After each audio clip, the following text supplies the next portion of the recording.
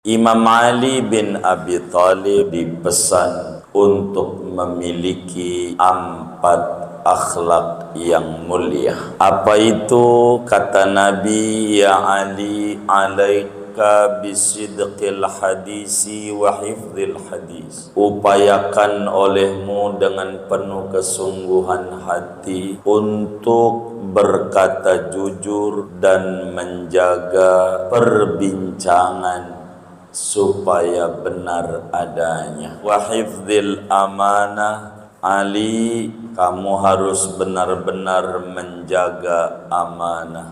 Wa sakhain nafsi, Ali, kamu benar-benar harus memiliki kedermawanan jiwa. Wa ifatil batni, kamu harus benar-benar menjaga perut.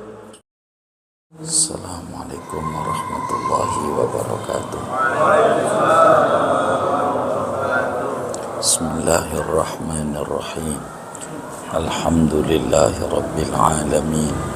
Wassalatu wassalamu ala sayyidina Muhammadin wa ala alihi wa sahbihi ajma'in. Subhanaka la ilma lana illa ma 'allamtana innaka antal alimul hakim.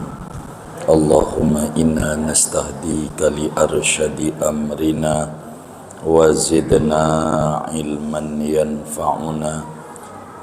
Qala al-imamul muallif rahimahullahu ta'ala wa nafa'ana bihi wa bi barakati ulumi wa ghafara lahu wa li masyayikhihi wa li masyayikhina amin. Ya Ali, wahai Ali, alaika bisidqil hadithi wa hifdzil hadisi wa hifdzil amanati wa sakhain nafsi wa ifatil batni. Wahai Ali, lazimkan olehmu dengan jujurnya perkataan dan menjaga perkataan, obrolan, dan menjaga amanat dan kedermawanan jiwa dan terpeliharanya perut. Wallahu a'lam bishawab. Segini, Bapak, Ibu, saudara-saudara sekalian yang mulia, malam hari ini kita masih meneruskan kajian tentang wasiat-wasiat Rasulullah sallallahu alaihi wasallam kepada Imam Ali bin Abi Thalib karramallahu wajhah wa radiya'an wa ardah. Perlu dimaklumi oleh kita bersama bahwa baginda kita Nabi Muhammad sallallahu alaihi wasallam benar-benar adalah teladan yang baik dalam segala hal ihwal hidup dan kehidupan kita. Sering kita dengar dari ulama di mana Allah Subhanahu wa taala berfirman, laqad kana lakum fi Rasulillahi uswatun hasanah. Dan Rasulullah sallallahu alaihi wasallam hadir di tengah-tengah kita. Di antara misinya adalah pembenahan akhlak menuju akhlakul karimah. Kata Nabi, innama bu'istu li utammima makarimal akhlaq. Dan perlu diketahui oleh kita bersama bahwa akhlakul karimah itu adalah anugerah besar dari Allah Subhanahu wa ta'ala yang diberikan kepada hamba-hamba yang dikehendakinya. Manakala Allah Subhanahu wa ta'ala menginginkan bahwa si hamba itu menjadi orang baik, mendapatkan limpahan kebaikan yang banyak dari Allah, maka Allah Subhanahu wa ta'ala akan memberikan kepada si hamba akhlak yang mulia. Imam Ali bin Abi Thalib karramallahu wajhah satu hari dipanggil oleh Nabi besar Muhammad sallallahu alaihi wasallam dan dipesan untuk memiliki 4 akhlak yang mulia. Apa itu? Kata Nabi, ya Ali, alaika bisidqil hadisi wa hifdzil hadis. Ali, upayakan olehmu dengan penuh kesungguhan hati untuk berkata jujur dan menjaga perbincangan supaya benar adanya. Yang kedua, wa hifdzil amanah. Ali, kamu harus benar-benar menjaga amanah. Wa sakhain nafsi. Ali, kamu benar-benar harus memiliki kedermawanan jiwa. Wa ifatil batni. Keempat, Ali, kamu harus benar-benar menjaga perut daripada makanan minuman yang dilarang oleh agama. 4 akhlak mulia yang dipesan oleh Rasulullah sallallahu alaihi wasallam kepada Imam Ali. Tapi maknanya bukan Imam Ali saja, tapi sampel umat.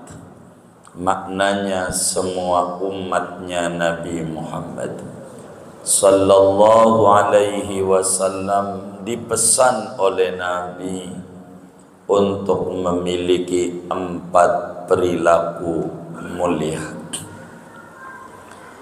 Manakala seorang manusia di dalam dirinya ada 4 akhlak ini, maka tidak mengapa andai di dunia ini tidak punya apa-apa, nggak punya anak umpamanya, nggak punya harta, benda, motor, mobil, tak mengapa.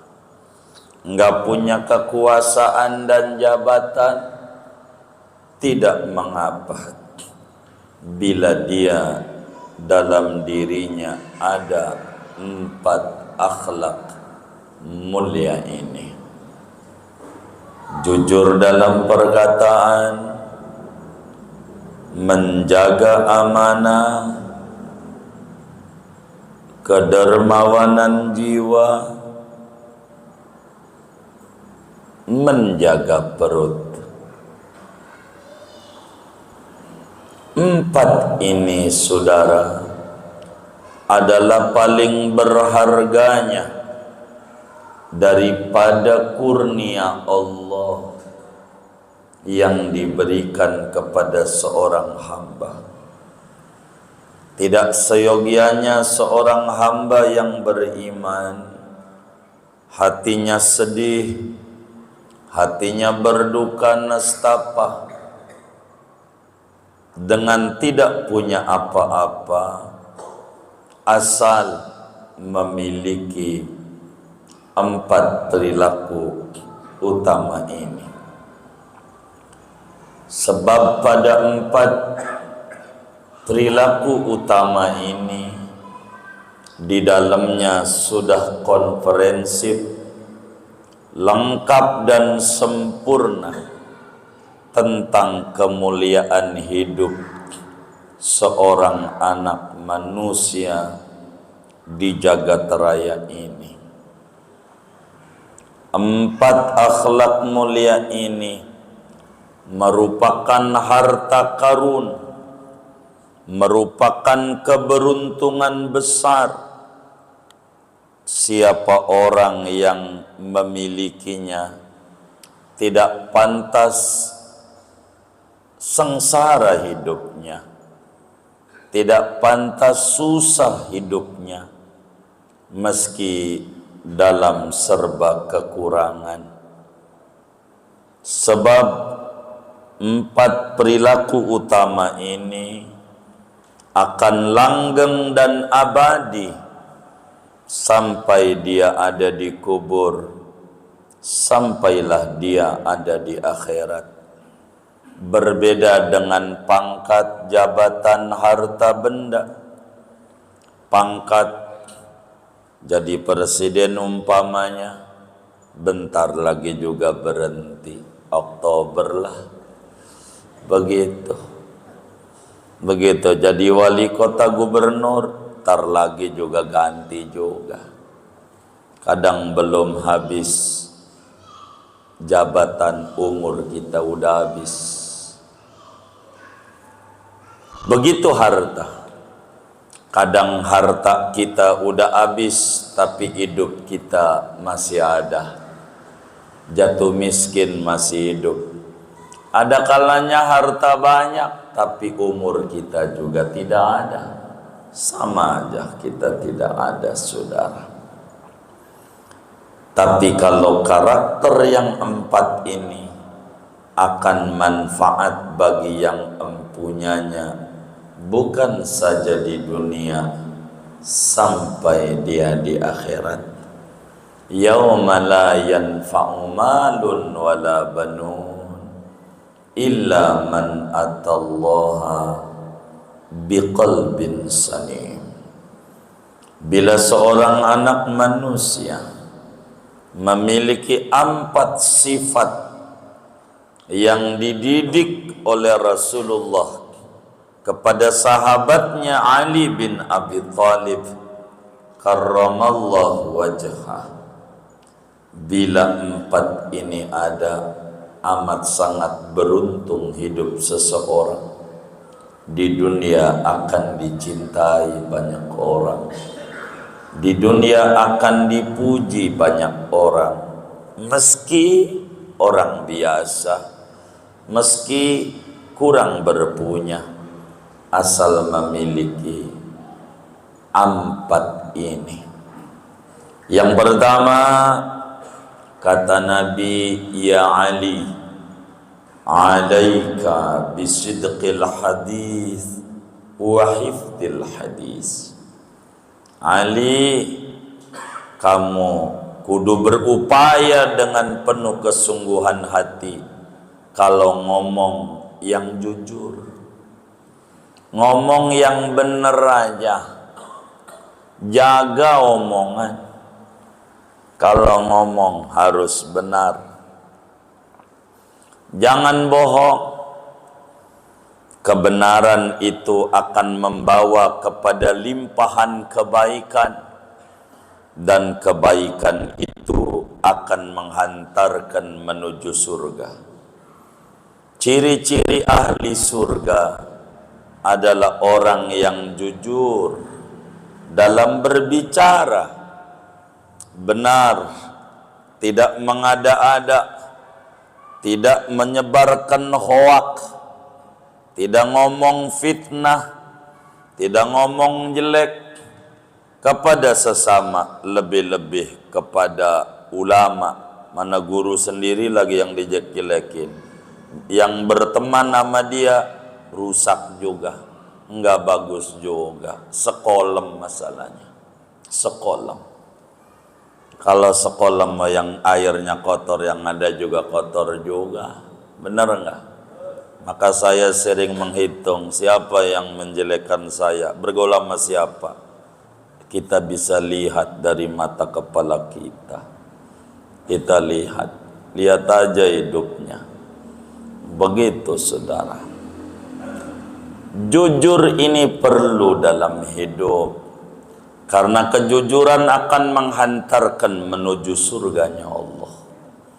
Muslim itu harus bagus lahir dan batinnya.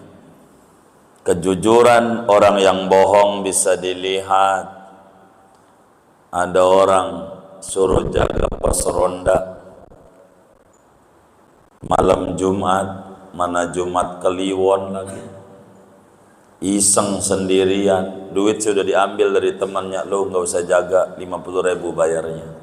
Udah dapat duit dari 3 orang 150.000, malam dipukul kentong, iseng takut ada dedemit, tapi pukulannya pukulan maling. Orang malam-malam pada ngeluyur, mana malingnya?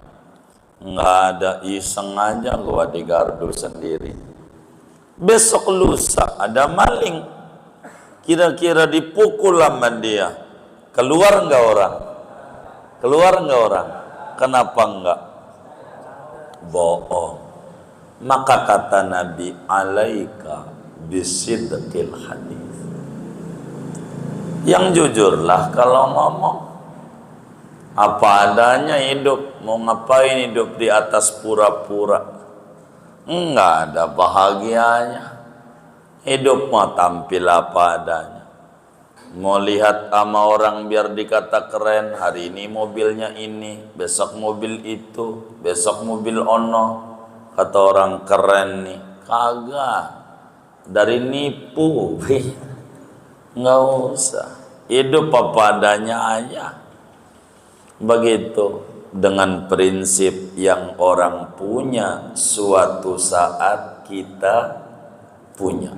Jalanin aja hidup apa adanya. Begitu. Kalau kita biar kelihatan keren naik mobil, naik aja Grab, foto. Begitu. Naik apaan? Mobil. Disupirin, yuk disupirin nama Grab, bener nggak? Ya, biar keren. Begitu. Ngomong yang jujur aja. Kalau bohong nggak bisa didengar, bohong susah dipercayanya. Bohong, hidup di atas pura-pura. Begitu. Fura-fura, fara-fara, fufu-fafa. Begitu. Jangan dicatat. Hidup itu jangan pura-pura, biasa aja. Gitu. Alaika bisidqil hadis wa hifdil hadis. Ngomong apa adanya. Mau ngapain hidup? Kalau nggak ada ya nggak ada. Kalau ada ya ada. Orang mau ngomong apa suka-suka orang, mulut orang. Yang penting kita harus jadi orang yang jujur. Orang yang jujur enak. Dan udah kita bedah tentang Sidi Syekh Abdul Qadir Al-Jilani. Bagaimana punya murid banyak berkat kejujuran. Jujur aja itu. Enggak perlu pura-pura. Bila kita rasa di hati kita ada kebimbangan di dalam sesuatu hal, maka tinggalkan itu. Ini enggak benar, ini jalan, tinggalin. Begitu. Kalau kita berpura-pura kemari baik, ke sono baik, justru nerakanya paling dulu. Hidup enggak punya prinsip. Pikir dia, gua aman. Kagak, neraka dulu. Namanya dzul wajhain, memiliki 2 muka. Yang memiliki 2 muka, kemari begini, kemari begini. Ini orang enggak benar. Dzul wajhain, nerakanya paling dulu. Hidup di atas kejujuran. Ya salah, ya salah. Benar ya benar, nggak bisa. kebenaran dicampur dengan kesalahan, dan kita hidup di akhir zaman di mana yang benar disalah-salahin. Nasab Habib lah diomong, nasab kita aja nggak jelas, lebih-lebih nasib, bener nggak? Nasib kita nggak jelas, gitu. Yang kagak bener dibener-benerin, gitu. Mau ngapain? Ini zaman akhir, ngomong yang jujur aja. Kalau kita yang benernya diam aja, yang kagak bener yang merasa menang, diam, ndak bisa. Alaika bisidqil hadis, jujur Ali kalau ngomong, begitu Nabi. Sahabat-sahabat Rasulullah menjadi hebat karena punya panutan Nabi Yuna Muhammad sallallahu alaihi wasallam. Sebelum jadi nabi, panggilannya Shadiqul Amin, orang yang jujur dan terpercaya. Betapa orang kafir Quraisy ama Nabi gedek, ame Nabi gedek, ame Nabi gedek, tapi nitip apa aja ama Nabi begitu. Ini mau pergi, Muhammad, gue nitip ya. Padahal sama Nabi benci, begitu. Kayak begitu. Kenapa? Dia jujur, begitu. Nabi. Maka kenapa Imam Ali bin Abi Thalib waktu Nabi hijrah nggak boleh ikut, suruh tidur. Ali, kamu jangan ikut, saya mau bakar. Karena suruh ngebalikin barang titipan-titipan yang masih ada sama Nabi. Ini punya si Anu, ini punya si Anu, ini punya si Anu, lu anterin Ali. Begitu. Padahal yang nitipin tuh sama Nabi gedek banget, ngata-ngatain, begitu. Kayak begitu, jujur gitu. Ali bin Abi Thalib, sidqil hadis, ngomong yang jujur. Nggak usah kita ngarang-ngarang, hidup apa adanya aja, hidup apa adanya. Nggak usah hidup di atas pura-pura, pakai bedak, pakai lipstik, begitu, medok banget, tahu pantatnya burik, bener nggak? Begitu, mau ngapain? Hidup apa adanya. Nggak usah kita so ini so itu, mau ngapain hidup? Hidup di atas kepura-puraan itu tidak benar, dan itu bukan akhlak Islam. Disebut orang munafik, idza haddatsa kadzaba, bila dia berbicara dia bohong. Dan muslim harus lempeng kayak alif, alif lempeng. Nggak usah apa adanya aja itu, begitu. Gitu, daripada kita berpura-pura maksain diri, harus ngutang sana ngutang sini, jadi stres, ujungnya ngapain? Hidup apa adanya, itu paling nikmat. Yang penting jangan tinggalin zikir, mendekat Rasulullah sallallahu alaihi wasallam, biar Allah buka jalan dalam hidup dan kehidupan. Kedua, wa hifdzil amanah. Ali, kamu harus jaga amanah. Apa itu amanah? Amanah itu adalah menjaga amanah, adalah menjaga apa yang diberikan tugas oleh Allah maupun oleh orang kepada kita, baik dalam hal diri maupun hal kemasyarakatan.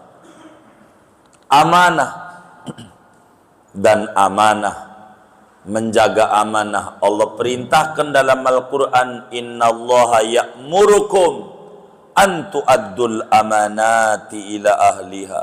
Allah suruh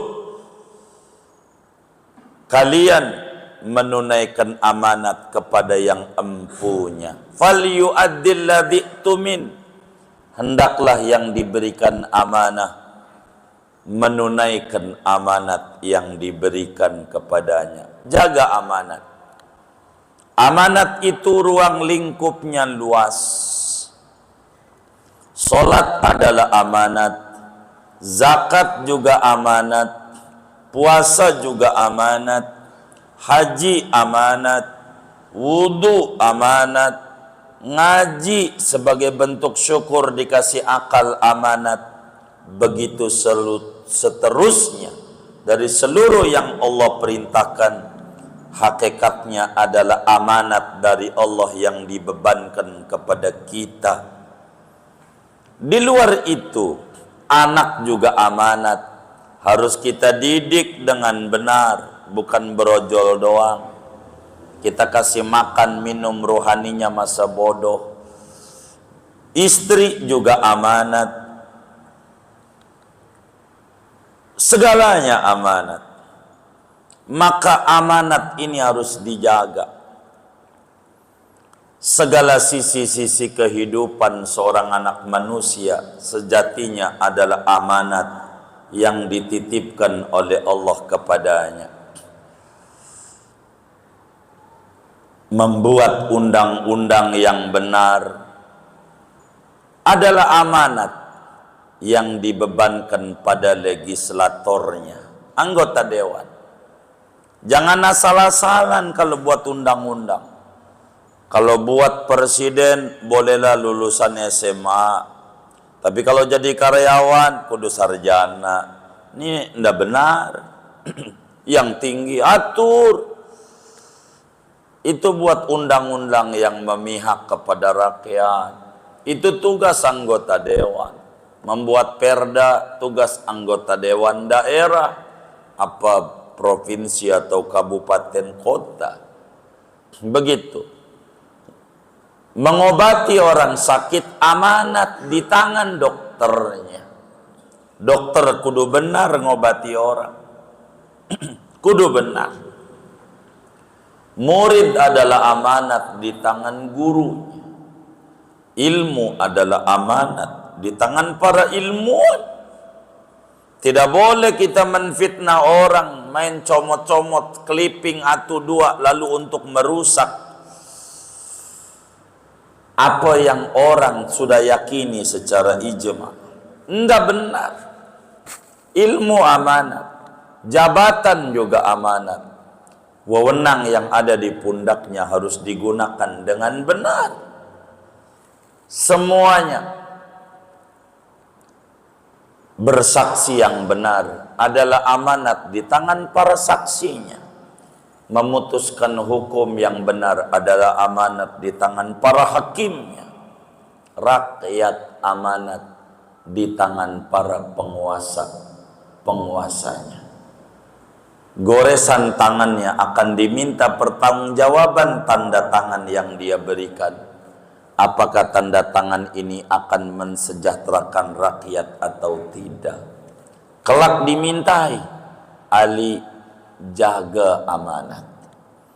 Rusaknya tatanan kehidupan di tengah-tengah masyarakat, terutama dewasa ini, kalau mau jujur penyebabnya karena kurangnya dan hilangnya sifat amanat yang ada pada diri individu masyarakat. Bila amanat ini dijalankan dengan benar, maka kita telah mencontoh Nabi Yuna Muhammad sallallahu alaihi wasallam. Bagaimana tentang amanat dulu? Rasulullah sallallahu alaihi wasallam bercerita ada orang jual tanah. Berapa harga tanah ini kau mau jual? Dia bilang 5.000 dinar. Biar gampang aja dah. 5 miliar. Begitu. Saya jual. Baik, saya beli. Dibeli itu tanah dengan harga 5 miliar. Ketika tanah itu digali, ada harta karunnya. Ada harta karunnya. Ada emas di bawahnya. Ada emas. Yang beli nggak terima. Samperin yang jual tanah. Pak, ini di dalamnya ada emasnya. Saya ini beli tanah bukan beli emas. Ini punya bapak. Tuh menjaga amanat. Kalau kita najong banget. Bener nggak? Emang nggak bener? Ini saya belinya tanah bukan beli harta karun. Ini punya bapak. Kepada yang menjual tanah. Kata yang jual tanah, kan saya jual tanah sama isinya, pohon segala macam. Ya punya sampean lah itu, mau udah saya jual. Enggak, orang saya belinya tanah doang, enggak harta karun. Tapi kan saya jual tanah ya tentu sama isinya, air segala macam. Tapi kalau ada harta karun ya rezeki ente. Enggak, saya enggak beli, saya beli tanah doang. Ribut ini enggak mau nerima harta karun. Apa disumbangin aja mendarul ma'wah? Begitu, nggak mau nerima. Dia datang kepada seorang ulama. Masing-masing kata dia, ini bukan punya gue, punya lo. Gue mau beli tanah. Kata yang jual tanah, lah ini punya lo, gue udah jual. Balik-balik kata kiai yang sangat adil. Daripada ini nggak ada yang ngaku. Kalau hakimnya, yaudahlah gantengan kamu bertua aja. Baik, begini Pak, begini, biar cepat karena yang ngantri sidang nih banyak. Ente punya anak? Punya. Apa? Laki. Udah nikah? Belum. Ente punya anak?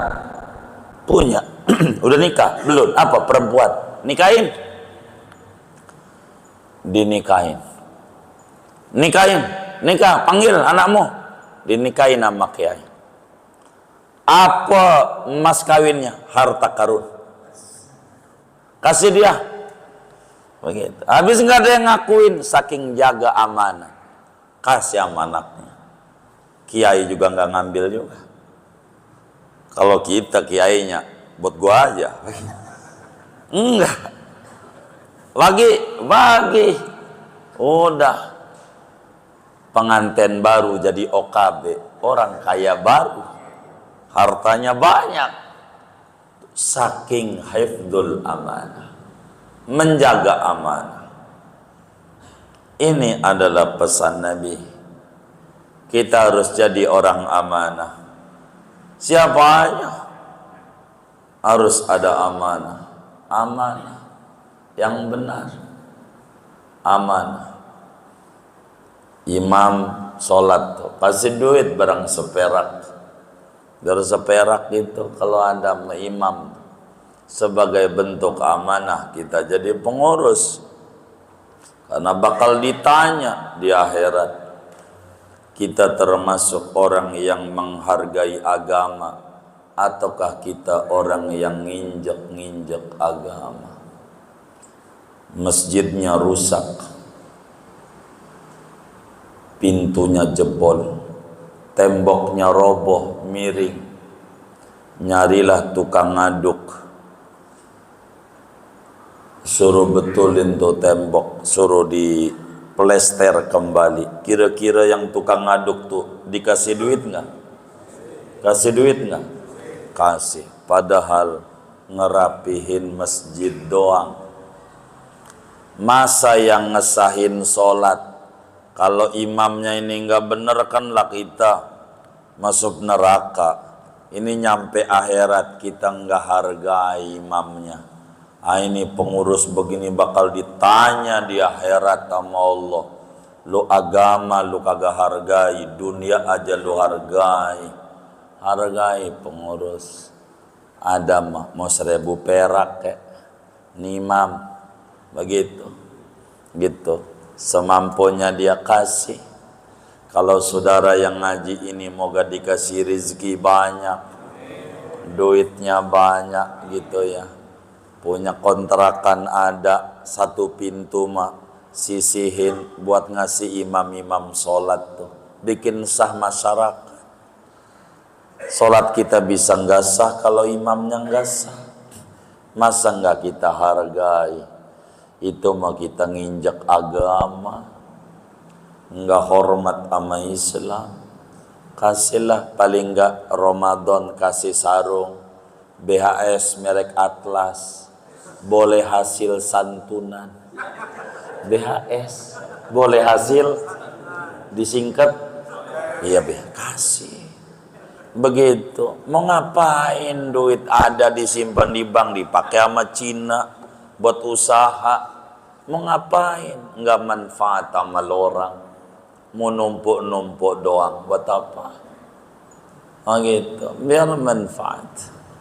Begitu. Enggak ada duitnya tempat kita, yang ada bantuin imam. Imam kasih ke 50.000 ke 100 ke. Imam apa nih? Penghormatan saya agama. Ente bikin sah orang kampung kita. Begitu. Moga bapak-bapak duitnya banyak. Kayak begitu. Hormati. Kasih penghormatan agama imam. Begitu. Sian. Begitu imam. Jadi orang berlomba-lomba pengen juga jadi imam. Kan bagus. Pengen bener dulu, paling nggak bisa ngimamin anak bini, ya kan? Begitu. Jangan bisa nyalain doang. Imam kayak begitu suruh maju parahan dia, ya kan? Jangan begitu juga kita. Ini hifdzul amanah, menjaga penghormatan. Marbot kasih. Ada tai ayam aja diomelin mulu merbot. Ini kurang jaga masjid. Tapi enggak diopenin banget merbot, sakit aja kagak ditengok sama pengurus. Innalillahi wa inna ilaihi raji'un. Emang ada yang kayak begitu? Yang mana orangnya ini? Jangan kita hormati. Insya agama biar benar, karena kita ada pertanggungjawaban di akhirat, bukan di dunia. Bukan di akhirat repot. Lebih-lebih kita dulu punya engkong baik, umpamanya engkong kita wakafin tanahnya buat masjid, maka kita cucunya yang lebih dulu nyontoh, engkong ngeluarin sekian, saya juga harus sekian kayak engkong gitu. Jangan kita kata itu musola wakaf engkong gua, lu apa yang masuk surga engkong, kitanya kagak. Bener nggak? Kan kitanya kagak ada karya kita apa? Biar kita jadi cucu, benar-benar cucu engkong. Namanya menapaki engkong. Ini namanya bagus. Hifdzul amanah, pesan Rasulullah sallallahu alaihi wasallam kepada Imam Ali bin Abi Thalib, tentu kepada kita bersama. Maka amanat ini penting. Lidah amanat, mata amanat, telinga amanat, tangan amanat, kaki amanat, yang akan dimintai pertanggungjawaban oleh Allah kelak kita di akhirat. Yang ketiga, saudara sekalian, wasakhain nafsi. Ali, kata Nabi, milikilah kedermawanan jiwa. Jiwa yang dermawan. Apa itu kedermawanan jiwa itu? Yaitu kita memberi orang lain tanpa kita bangkit-bangkit. Apa itu bangkit-bangkit? Ungkit-ungkit. Apa itu kedermawanan jiwa? Kita gembira bila ada orang datang minta sama kita, meski enggak ada yang kita beri, apalagi ada. Ini orang nyuruh kita masuk surga, cakep nih, itu dermawan namanya. Kalau ada pengemis girang, dia siap jadi kuda kita yang nganterin paket barang kita di akhirat. Itu dermawan. Dermawan jiwa itu dia menggunakan uang tidak boros dan tidak ngirit. Itu menggunakan uang ngirit, uang ada, ya Allah makan nasi putih ama air putih ama garam, duit banyak, kontrakan banyak, ditawarin ngopi, enggak, asam lambung. Apalagi ya, sop iga, kolesterol, sate kambing, darah tinggi. Duren, darah tinggi. Emping, asam urat. Kangkung, asam urat. Ya Allah, duit banyak, sengsara banget. Gitu, ampun banget. Dia mati, bininya kawin lagi, ama tetangganya, mana musuhnya lagi waktu hidupnya. Ya Allah, mobil Alphardnya dinaikin dia, kita dikubur sengsara. Jangan, mumpung kita masih hidup, hidup harus nikmat. Insya Allah. Dermawan itu nggak ada yang ujuk-ujuk, nggak ada yang tiba-tiba. Kita lahir dalam keadaan pelit. Kita lahirnya menggenggam. Menggenggam itu dermawan apa pelit? Maka kita kudu latihan berderma. Latihan. 1.000 perak saban hari. Nggak usah dikasih ama yatim, ama fakir miskin, nggak usah masukin di kaleng. 1.000 masuk, besok masuk, besok masuk, latihan aja. Ada yang datang, anak saya nggak bisa bayar sekolah, berapa po? 300.000, kita intip. Oh ada 300 nih po, bermanfaat. Kalau 1.000 kurang ada manfaatnya, langsung dikasih, simpen aja, ngasihnya nanti gitu. Melatih diri menjadi dermawan. Banyak orang yang tinggi derajatnya bukan karena banyak sholat sunnah, enggak. Bukan karena rajin puasa, enggak. Orang yang tinggi derajatnya tercepat bila dermawan. Ini mohon maaf saya mau dongengin, bukan juga untuk ngajarin malas, bukan. Saudara tahajud saben malam 100 rakaat saben malam. Cakep enggak? Cakep. Tahun enggak putus. Ama saudara sedekah enggak usah gede, 2.000 perak saban hari. Ganjarannya gedean 2.000 perak dibanding itu tahajud 100 rakaat. Beneran. Begitu. Ini amalan paling mulianya, amalan berbagi. Amalan paling mulia. Dari mana kita tahu? Banyak di kampung kita tahajud mau rajin, tapi pelitnya 70 setan. Bukan atu doang. Iya. Ada nggak kayak begitu? Sholat berjamaah rajin, pelit banget. Puasa Masya Allah Senin Kamis. Kalau ditanya ada sumbangan mau maulid, emang ada dalilnya? Nanya dalil. Begitu. Agustusan aja nggak ditanya, ada dalilnya tuh? Kagak. Berapa kurangnya? Begitu. Kita harus latihan berderma. Dan ini bikin sehat. Dawu mardokum bis sodaqah. Obati orang-orang sakit kalian dengan sedekah. Ada keluarga kita kurang sehat, sedekah, minta sehat, Allah kasih sehat. Berderma. Kedermawanan jiwa ini bukan duitnya banyak, bukan. Jadi bukan diukur dari duit, dari jiwa. Ada orang duitnya banyak, kalau Jumat ada kotak amal pura-pura merem, udah lewat aja melek. Ada nggak kayak begitu tuh? Yang mana orangnya? Ini namanya orang miskin berlimpahan harta. Ada orang rumahnya ngontrak kecil, tapi ada kotak amal dia bantu isi. Ini namanya orang kaya berlapiskan kekurangan. Karena kaya miskin tuh bukan dibentuk barang, di jiwa.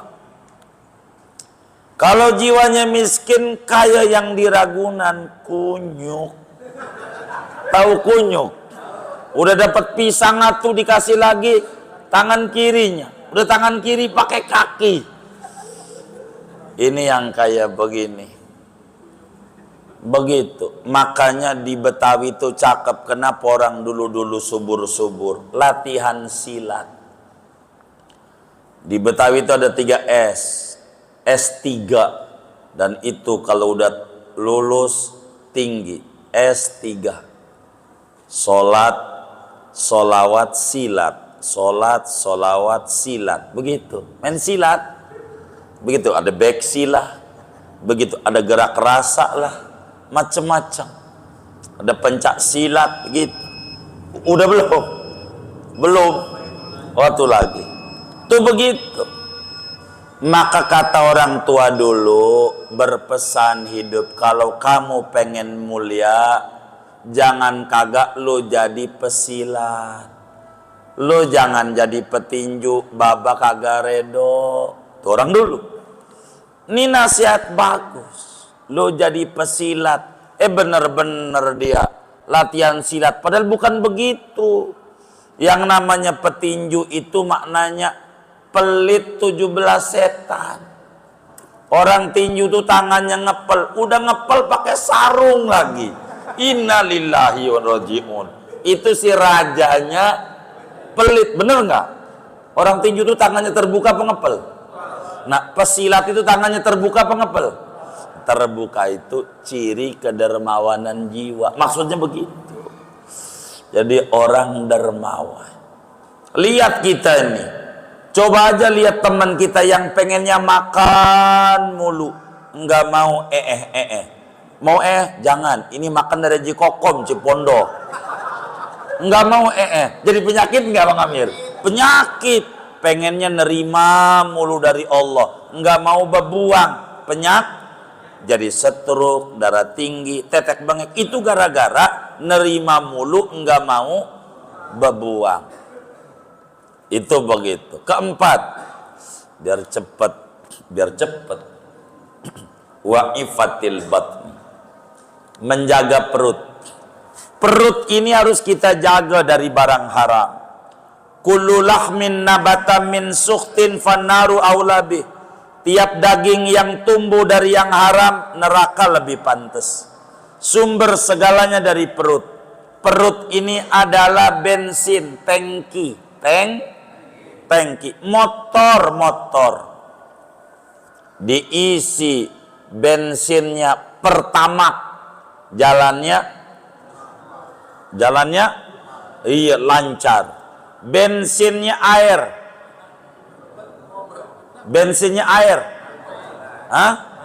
kagak jalan.